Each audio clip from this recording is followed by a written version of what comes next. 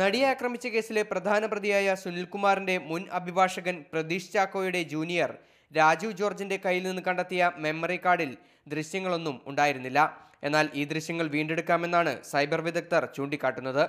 IT രംഗം വളരെയേറെ പുരോഗമിച്ച ഇക്കാലത്ത് ഫോർമാറ്റ് ചെയ്ത മെമ്മറി കാർഡിലെ ദൃശ്യങ്ങൾ എളുപ്പത്തിൽ വീണ്ടെടുക്കാം. ഇതിനായുള്ള റിക്കവറി സോഫ്റ്റ്വെയറുകൾ സുലഭമാണ്.